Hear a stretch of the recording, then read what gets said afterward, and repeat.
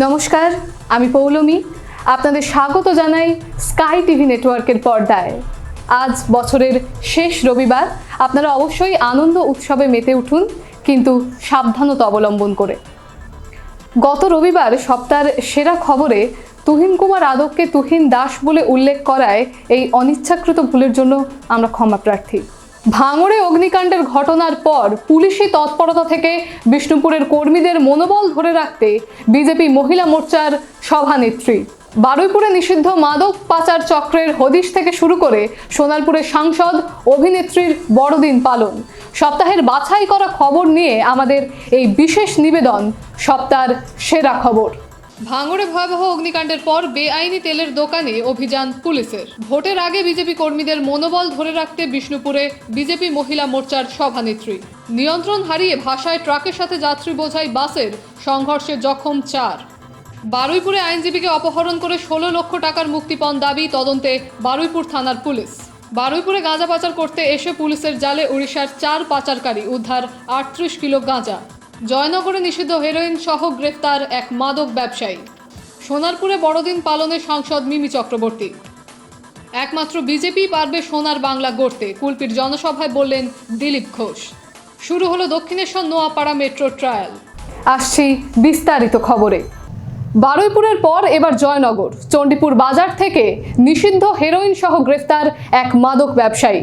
অভিযুক্ত ব্যবসায়ী শাহজাহানকে নিজেদের হেফাজতে নিয়ে বাকি চক্রের খোঁজ চালাচ্ছে বকুলপুর থানার পুলিশ। জয়নগরে নিষিদ্ধ হেরোইন সহ গ্রেফতার এক মাদক ব্যবসায়ী। জয়নগরের বকুলতলা থানা এলাকার চণ্ডীপুর বাজার থেকে গোপন সূত্রে খবর পেয়ে বকুলতলা থানা পুলিশ হানা দিয়ে শাহজাহান খান নামে এক মাদক ব্যবসায়ীকে গ্রেফতার করেছে। তার কাছ থেকে তল্লাশি করে উদ্ধার করা হয়েছে 40 গ্রাম নিষিদ্ধ মাদক হেরোইন। পুলিশ সূত্রে জানা গিয়েছে, শাহজাহান অনেকদিন ধরেই মাদক ব্যবসার সঙ্গে যুক্ত। বারুইপুর থানা এলাকার গোচারণের পাঁচগাছিয়ায় বাড়ি তার। সেখান থেকেই গোপনে হেরোইন বিভিন্ন জায়গায় নিয়ে গিয়ে বিক্রি করত। সেই খবর পেয়েই তাকে হাতে নাতে ধরে ফেলে পুলিশ। ধৃতকে আজ বুধবার আদালতে তোলা হবে। এরপর তাকে আদালতের নির্দেশে নিজেদের হেফাজতে নিয়ে এই চক্রের বাকিদের ধরবে বকুলতলা থানার পুলিশ। Bureau report, Sky News. চিত্রনাট্যের কায়দায় আইনজীবীকে অপহরণ করে মুক্তিপণ দাবির ঘটনা ঘটল বারুইপুরে। ক্ষীরোদ গোপাল সর্দার নামের ওই আইনজীবী সকালে বাড়ি থেকে আদালত যাওয়ার জন্য বের হলেও বাড়ি ফেরেনি। পরে বাড়িতে ফোন করে অপহরণকারীরা 16 লক্ষ টাকা মুক্তিপণ দাবি করে। পুরনো কোনো শত্রুতা নাকি অন্য কোনো কারণ, এই নিয়ে তদন্ত শুরু করেছে বারুইপুর থানার পুলিশ। বারুইপুরে আইনজীবীকে অপহরণ করে 16 লক্ষ টাকা মুক্তিপণ দাবি ঘটনার তদন্ত শুরু করেছে বারুইপুর থানার পুলিশ। বারুইপুর রামগোপালপুর শিবসুতির বাসিন্দা ক্ষীরোদ গোপাল সর্দার পেশায় আইনজীবী। 72 বছরের এই আইনজীবী দীর্ঘদিন ধরে বারুইপুর মহকুমা আদালতে ওকালতি করেন। প্রতিদিনের মতো মঙ্গলবার সকালেও বাড়ি থেকে বেরিয়েছিলেন বারুইপুর মহকুমা আদালতে ওকালতি করতে, কিন্তু সন্ধ্যা গড়ালেও বাড়িতে না ফেরায় তার মোবাইলে ফোন করে পরিবারের লোকজন। ক্ষীরোদবাবুর মোবাইল ফোনটি অন্য কোনো ব্যক্তি রিসিভ করে জানান খুব শিগগিরই ক্ষীরোদবাবু বাড়ি ফিরবেন। তারপর থেকেই মোবাইলের সুইচ অফ। বাড়ির লোক চিন্তিত হয়ে বারবার ফোন করতে থাকেন। রাত 11টা নাগাদ ক্ষীরোদবাবুর ছোট ছেলে বাসুদেব সর্দার ফোন করলে মোবাইলের রিংটোন বাজতে থাকে। আবার এক অপরিচিত ব্যক্তির কণ্ঠ। তিনি জানান, ক্ষীরোদবাবু তার প্রচুর টাকার ক্ষতি করেছে, তাই 16 লক্ষ টাকা পেলে তবেই তার বাবাকে ছেড়ে দেওয়া হবে। বাইরের কাউকে কিংবা পুলিশে খবর দিলে ক্ষতি হয়ে যাবে বলে হুমকিও দেওয়া হয়। বাবা কোর্ট থেকে ফিরছিল, দোকানে আসার পরে বাবা 6টা সাড়ে 6টার সময় যখন বাড়িতে পৌঁছায়, বাড়ি যাওয়ার নাম করে বেরিয়েছিল, বাবা বাড়িতে পৌঁছাচ্ছে না, দেরিতে মা তখন ফোন করে বা 7:30 নাগাদ ফোন করে মা যখন জানলো, তখন বাবার ফোনে থেকে কেউ অন্য একজন ফোন ধরে বলল যে আধ ঘন্টা বাদে যাচ্ছে দাদু, এই কথাটাই বললেন। তারপর 8টা 9টা 10টা বেজে গেছে, কোনো বাবার ফোন সুইচ অফ হয়ে গেছে, বাবাকে আর পাচ্ছিলাম না। এবার তারপর আমরা খোঁজাখুঁজি করার পরে 11টা নাগাদ বাবার ফোনে যখন ফের ফোন করলাম, তখন বাবার ফোনে সুইচ অ্যাভেলেবেল এলো। তারপরে বাবার ফোনে ফোন করতে বাবাকে ফোনের অপোজিট সাইড থেকে একজন বললেন যে তোমার বাবাকে আমি কিডন্যাপ করেছি, তোমার বাবা আমার প্রচুর টাকা ক্ষতি করে দিয়েছে, আমি 2 নম্বরই আমার ব্যবসা আছে, প্রচুর ক্ষতি করে দিয়েছে তোমার বাবা, 16 লাখ টাকা মুক্তিপণ দিতে হবে আমাকে। আর কোথায় কিভাবে টাকাটা দিতে হবে সেটা বললেন যে আমি পরে ফোন করে জানাবো, যখন যেখানে সেখানে টাকাটা নিয়ে যেতে হবে। আর টাকা না দিয়ে দিলে তোমার বাবা পায়ে হেঁটে বাড়ি পৌঁছে যাবে। পুলিশ প্রশাসন বা আশপাশে কাউকে কোনো জায়গায় জানাতে বারণ করে দিয়ে জানালে বলেছিল আমরা মেরে ফেলবো। আমরা তো পুরো ভয়ে মানে বাবাকে ফিরে পাবো কিনা সেটাই মানে।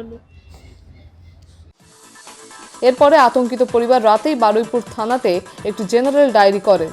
সকাল হলেই এসডিপিও বারুইপুর অভিষেক মজুমদার ও বারুইপুর থানার আইসি দেবকুমার রায় তদন্ত শুরু করেন। মোবাইল নাম্বার ট্র্যাক করতে শুরু করে বারুইপুর পুলিশ জেলা স্পেশাল অপারেশন গ্রুপ। যদিও বাড়ি থেকে কিছুটা দূরেই মোবাইলের টাওয়ারের লোকেশন পাওয়া যায়, মোবাইলটির সুইচ অফ থাকায় কোনোভাবে তদন্ত এগোয়নি। পরিবারের লোকজন আশঙ্কায় রয়েছেন। তাদের একটাই আবেদন, যেন তেন প্রকারে যেন ক্ষীরোদবাবুকে সুস্থ অবস্থায় ফিরিয়ে দেয় বারুইপুর থানার পুলিশ। পাশাপাশি দোষীদের উপযুক্ত শাস্তির দাবিও জানিয়েছেন ক্ষীরোদবাবুর পরিবার। আমরা প্রথমে একটু চিন্তিত ছিলাম কি করব। তারপর আমার কাকারা বললেন যে থানাতে জানানোই ভালো।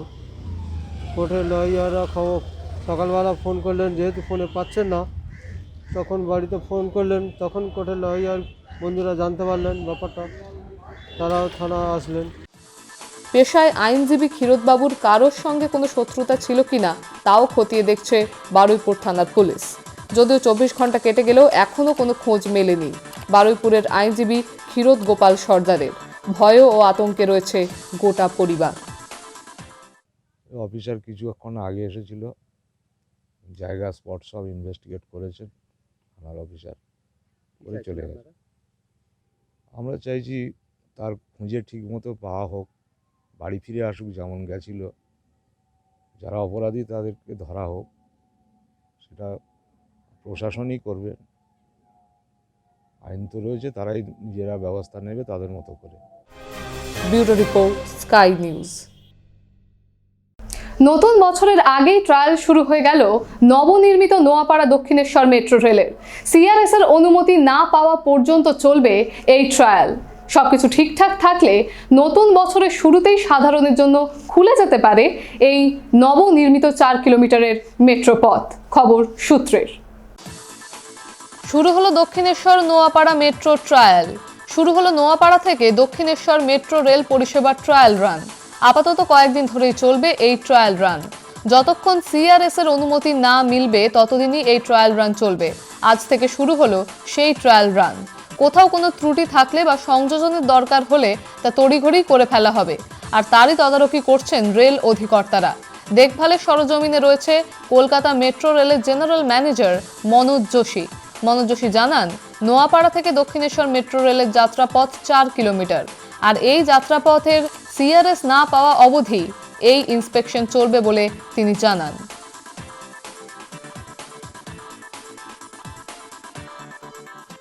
দক্ষিণ কলকাতার সঙ্গে যোগাযোগটা অনেক সহজতর হবে এবং দুটো যে তীর্থস্থান দক্ষিণেশ্বর এবং কালীঘাট, এটা খুব সহজে এখানে যারা দক্ষিণেশ্বরে আসবে তারা দক্ষিণেশ্বর থেকে কালীঘাট যাওয়া খুব সহজ হবে এবং কালীঘাট থেকে দক্ষিণেশ্বর যাওয়া খুব সহজ হবে।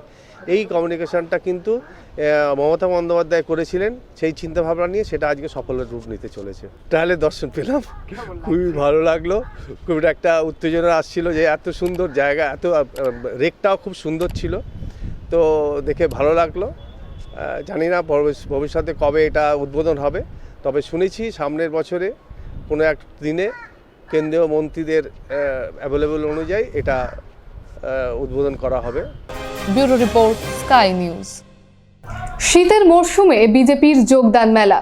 কুলপির করঞ্জলিতে যোগদান মেলার মঞ্চে প্রধান বক্তা ছিলেন বিজেপির রাজ্য সভাপতি দিলীপ ঘোষ। এদিন দিলীপবাবু কাটমানি প্রসঙ্গ তুলে শাসক দলকে আক্রমণ জানান। শুধু তাই নয়, তিনি জানান একমাত্র বিজেপি পারবে সোনার বাংলা গড়তে। সভায় কয়েক হাজার কর্মী সমর্থকের সমাবেশে কার্যত চনমনে স্থানীয় নেতৃত্ব। বিজেপি যোগদান মেলা অনুষ্ঠিত হলো কুলপি বিধানসভা এলাকার করঞ্জলি দামোদরপুরের মাঠে। প্রধান বক্তা হিসেবে উপস্থিত ছিলেন বিজেপির রাজ্য সভাপতি দিলীপ ঘোষ। কার্যত এদিনের সভায় থেকে রাজ্য শাসক দলকে কটাক্ষ করে তিনি বলেন, মোদি টাকা পাঠাচ্ছে আর দিদি কাটমানি খাচ্ছে। টাকা দিয়েছেন মোদি আর দিদির ভাইরা খেয়ে নিচ্ছে।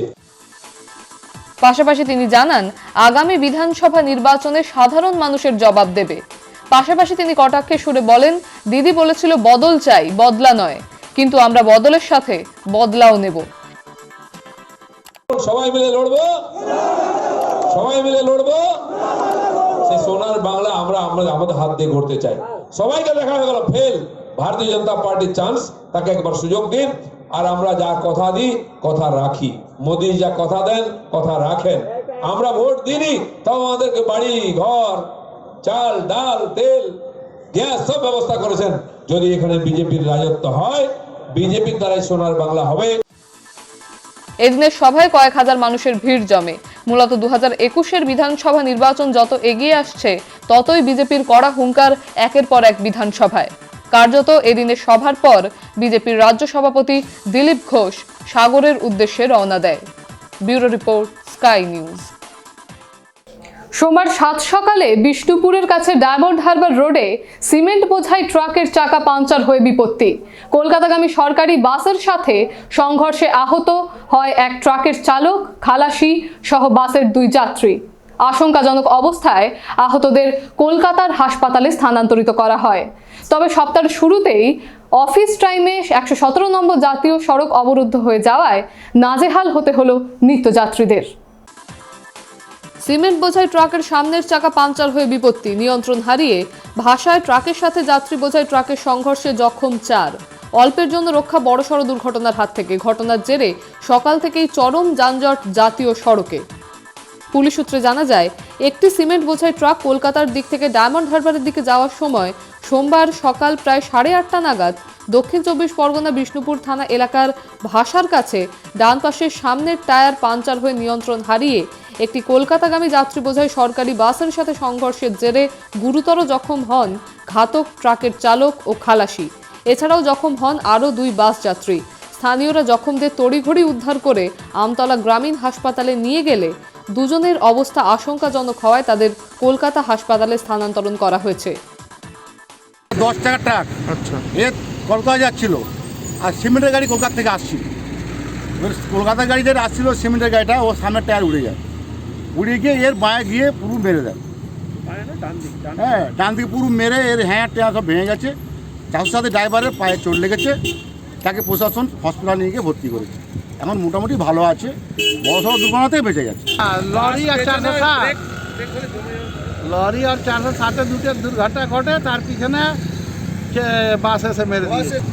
ও তো 40-50 জন তো আহত হয় না, না না, ক্ষতি কি কারো হয় না, লোকটা ছিল ক্ষতি কারো হয় না, বাসের কারো ক্ষতি হয়। দুর্ঘটনার জেরে সকাল থেকেই তীব্র যানজটের সৃষ্টি হয় ডায়মন্ড হারবার রোড 117 নম্বর জাতীয় সড়কে। চরম ভোগান্তির শিকার হন নিত্যযাত্রীরা। তবে বিষ্ণুপুর থানার পুলিশের তৎপরতায় দীর্ঘ প্রায় 2 ঘন্টা পর জাতীয় সড়কে স্বাভাবিক হয় যান চলাচল। Bureau report, Sky news. আসন্ন বিধানসভা নির্বাচনের আগে সরগরম হয়ে উঠেছে রাজ্য রাজনীতি। বিজেপির পক্ষ থেকে অভিযোগ, তাদের কর্মী সমর্থকদের উপর অত্যাচার চালাচ্ছে শাসক দল। একদিকে বিষ্ণুপুরের বিজেপি নেত্রী রাধারানী নস্করের উপর গুলি চালানোর অভিযোগ, অন্যদিকে বিজেপি নেত্রী মিঠু কর্মকারের গর্ভাবস্থায় শারীরিক নির্যাতন করে শিশু হত্যা। 2 ক্ষেত্রেই অভিযোগের তীর তৃণমূল আশ্রিত দুষ্কৃতীদের বিরুদ্ধে। ফলেই বিজেপি কর্মীদের ভোটের আগে মনোবল ধরে রাখতে বিষ্ণুপুরে বিজেপি মহিলা মোর্চার সর্বভারতীয় সভানেত্রী ভানাথি শ্রীনিবাসন। কর্মীদের মনোবল বাড়াতে বিষ্ণুপুরে তৃণমূল আশ্রিত দুষ্কৃতী হামলার শিকার 2 বিজেপি নেত্রীর বাড়িতে বিজেপি মহিলা মোর্চার সর্বভারতীয় সভানেত্রী।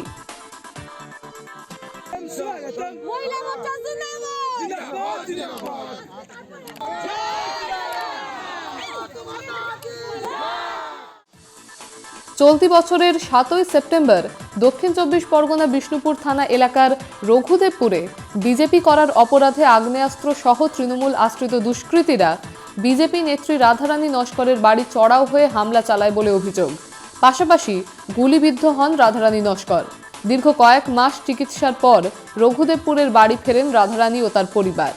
যদিও অভিযোগ, এখনও অধরা মূল অভিযুক্তরা। অপরদিকে রাধারানীর বাড়ি থেকে কয়েক কিলোমিটার দূরে বাকেশ্বরে একইভাবে চলতি বছরের 29শে নভেম্বর বিজেপি করার অপরাধে 2.5 মাসের গর্ভবতী বিজেপি নেত্রী মিঠু কর্মকার ও তার স্বামীকে বেধড়ক মারধরের অভিযোগ ওঠে তৃণমূল আশ্রিত দুষ্কৃতীদের বিরুদ্ধে। আরও অভিযোগ, বিজেপি নেত্রী মিঠু কর্মকারের পেটে লাথি মেরে বাচ্চা নষ্ট করে দেওয়া হয় বলে। আমরা অনেকটাই ভরসা পাচ্ছি, কেন আমার বিপদের সময় তখন এই মহিলা মোর্চার দিদিরা এসেই কিন্তু আমাকে বেশিরভাগ সাহায্য করেছে। তখন কোনো কেন্দ্র কিছু জানি না, আমি তো অত বুঝিও না এসব বিষয়ে। তখন কিন্তু আমার মহিলা মোর্চার লোকরাই আমাদের রেস্কিউ করেছে পুলিশ পাঠিয়ে, আমি তখনই হসপিটালে যেতে পারি। তা আমার অনেকটাই ভরসা ওনাদের প্রতি, সত্যি কথা বলতে অনেকটাই ভরসা, কেন ওনারা অনেকটাই সাহায্য করেছে। আমার সঙ্গে সঙ্গে ছিল, থানায় যাওয়া থেকে, হসপিটাল যাওয়া থেকে, আমতলার হসপিটালে গেছিলাম আমি, তখনও আমাকে নিয়ে গেছিলো শর্মিলা দি। উনি পুরো সারাক্ষণ আমার সঙ্গে ছিল। মনের শক্তিটা আরও বেড়ে গেল ওনাদের দেখে, তো আমার খুবই ভালো লাগলো ওনারা এসছে। আজ ওনাদের জন্যেই আমি মানে ভালো বেঁচে আছি, আমি ওনাদের জন্যেই। সেই ঘটনায় সোমবার সকালে রঘুদেবপুরে গুলিকাহত বিজেপি নেত্রী রাধারানী নস্করের ও বাকেশ্বরের নির্যাতিতা বিজেপি নেত্রী মিঠু কর্মকারের বাড়িতে মনোবল বাড়াতে আসেন মহিলা মোর্চার সর্বভারতীয় সভানেত্রী ভানাথি শ্রীনিবাসন। এদিন তিনি জেলার মহিলা মোর্চার নেত্রীদের সাথে থাকার প্রতিশ্রুতি দিয়ে আশ্বস্ত করেন। এছাড়াও ছিলেন বিজেপি মহিলা মোর্চার সর্বভারতীয় সম্পাদিকা পূজা কপিল মিশ্রা, রাজ্য মহিলা মোর্চার সভানেত্রী অগ্নিমিত্রা পল ও সাধারণ সম্পাদক Amrita Bandyopadhyay. That a local, our Yuva Morcha worker wife is being assaulted, and because of that she got aborted.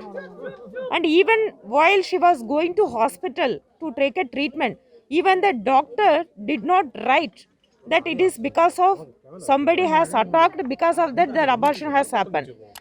So after that she has been running pillar to post, and finally after lodging a complaint only she was able to get a medical treatment. So this is the situation prevailing in the state, as if it is like an emergency. I would like to give them the confidence that our party is with them, so our party leaders are with them. So to say and to console her, I have come here.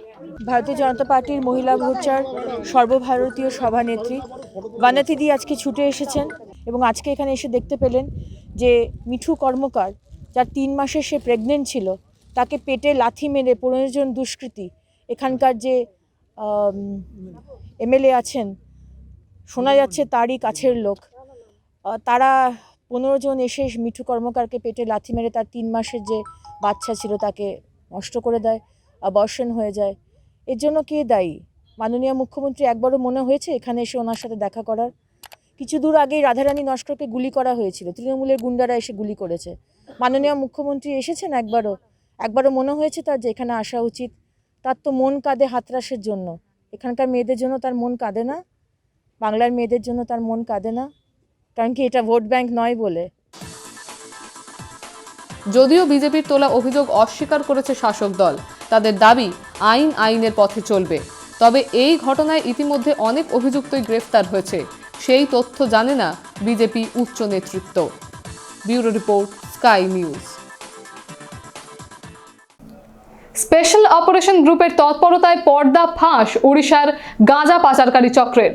বারুইপুরের কাছারি বাজার মোড় থেকে প্রায় 38 kilo গাঁজা সহ 4 ছাত্রকে গ্রেফতার করে সাদা পোশাকে থাকা পুলিশ। জেরায় জানা গেছে ধৃতরা প্রতি ক্ষেপে 5,000 টাকা করে পেত। পরবর্তীতে হেফাজতে রাখার আবেদন জানিয়ে ধৃতদের আলিপুর আদালতে তোলা হয়। বারুইপুরে গাঁজা পাচার করতে এসে পুলিশের জালে উড়িষ্যার 4 পাচারকারী, উদ্ধার 38 কিলো গাঁজা। আবার বড়সড় সাফল্য পেল বারুইপুর পুলিশ জেলা স্পেশাল অপারেশন গ্রুপস এসওজি। গোপন সূত্রে খবর পেয়ে বারুইপুর থেকে গ্রেফতার করা হলো 4 জন উড়িষ্যার গাঁজা পাচারকারীকে। তাদের কাছ থেকে উদ্ধার হয়েছে 38 কিলো গাঁজা। ধৃত 4 জনই ছাত্র, যার মধ্যে 2 জন ছাত্রীও রয়েছে। উড়িষ্যা থেকে তারা বাসে করে ধর্মতলা এসেছিল, তারপর ধর্মতলা থেকে 218 নম্বর বাসে করে বারুইপুর রেল ওভারব্রিজ সংলগ্ন কাছারি বাজার মোড়ে নামে। প্রত্যেকেই পিঠে পড়াশোনার ব্যাগে করে গাঁজা আনছিল। সাদা পোশাকে থাকা স্পেশাল অপারেশন গ্রুপের সদস্যরা তাদের ঘিরে ধরে। তাদের কাছ থেকে উদ্ধার হয়েছে 38 কিলো গাঁজা। ধৃতরা জেরায় জানায় তারা প্রতি ক্ষেপে 5,000 করে টাকা পেত। ধৃতদের আজ আলিপুর আদালতে তোলা হবে। Bureau report, Sky news.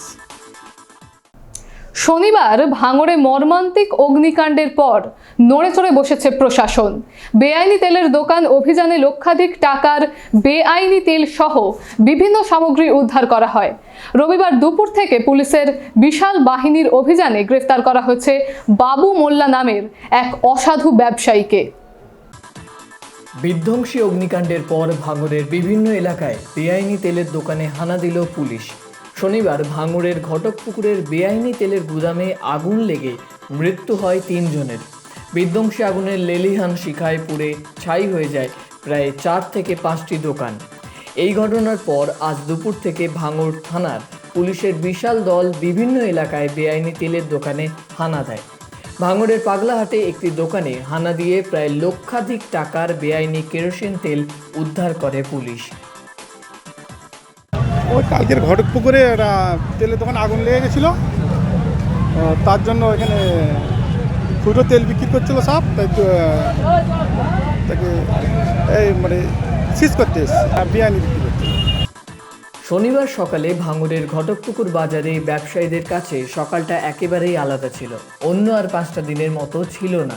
শনিবারের সকাল হঠাৎ ঘটকপুকুর বাজারে একটি দোকানে আগুন লেগে যায়। পুলিশ সূত্রে খবর, আগুনের উৎস বেআইনি একটি কেরোসিন তেলের দোকানে ছিল। সেখান থেকে দ্রুত আশেপাশের আরও কয়েকটি দোকানে আগুন ছড়িয়ে পড়ে। খবর পেয়ে দমকলের মোট 4টি ইঞ্জিন এসে আগুন নিয়ন্ত্রণে আনে। আগুনের লেলিহান শিখায় 2 শিশু শ্রমিক সহ মৃত্যু হয় 3 জনের। ঘটনার খবর পেয়ে রাজ্য মন্ত্রিসভার সদস্য ফিরাদ হাকিম ঘটনাস্থলে আসেন। এলাকা পরিদর্শন করে মৃত 3 জনের পরিবারকে সরকারি আর্থিক সাহায্য করার প্রতিশ্রুতিও দিয়ে যান। সেই মর্মান্তিক ঘটনার পর নড়ে চড়ে বসে ভাঙড় থানার পুলিশ। এদিন দুপুরে পর থেকে বিভিন্ন বেআইনি কেরোসিন তেলের দোকানে হানা দিচ্ছিল পুলিশ।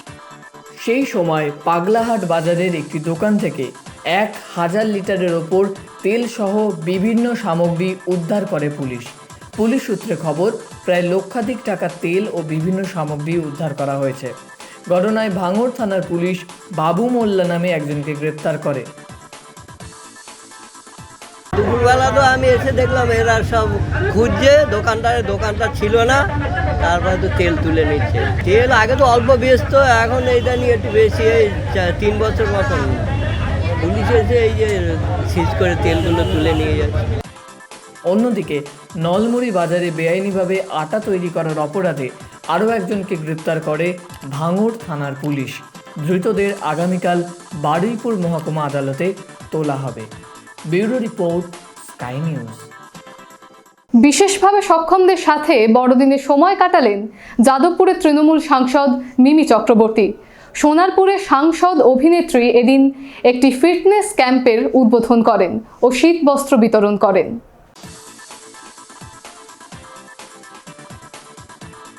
বাংলার যুবক যুবতীদের জন্যই এই প্রকল্প চালু হলে যে সমস্ত যুবক যুবতী রাজনীতিতে আসতে আগ্রহী তাদের সুবিধা হবে। দল যে সমস্ত কর্মসূচি দেয় তার প্রতিটিতেই সক্রিয় অংশগ্রহণ করি। এই প্রকল্পেও সক্রিয়ভাবে অংশ নেবেন বলে জানান মিমি চক্রবর্তী। দেখুন, আমরা তো কাজে লেগেই আছি, আর আমরা রিপ্রেজেন্ট করি ইউথ। আর আমার মনে হয় যদি এখন এই প্রকল্পটা যত মানুষের ঘরে ঘরে, দিদি আগেও বলেছে, বাড়িতে যারা ইয়াং আছে, যারা পলিটিক্সে পার্ট নিতে চায়, যারা লোকের জন্য কাজ করতে চায়, তারা আরও বেশি করে যাতে এগিয়ে আসে, সেই জন্যই এই প্রকল্পটা। প্রত্যেকটা জিনিস বিধানসভা নির্বাচন না ভেবেও তো অনেক কিছু হয়। আমি যেহেতু এখন নির্বাচন কাছে, সেজন্য সব কিছুই আমরা ক্যালকুলেট করে নিচ্ছি যে এটা বিধানসভা নির্বাচন ভেবেই হচ্ছে, কিন্তু এটা মানুষের ভালোর জন্য হচ্ছে, আমাদের ইউথের জন্য হচ্ছে, যাতে যত আমার ভাইয়েরা বোনেরা এগিয়ে আসবে ততই ভালো। সোনারপুরের শিমুলতলা এসে বড়দিনের উৎসব পালন করলেন যাদবপুরের সাংসদ অভিনেত্রী মিমি চক্রবর্তী। এখানে এসে একটি ফিটনেস ক্যাম্পের উদ্বোধন করেন। এছাড়া বিশেষভাবে সক্ষমদের হাতে তুলে দেন হুইল চেয়ার ও দুস্থদের শীতবস্ত্র বিতরণ করেন। Bureau report, Sky news.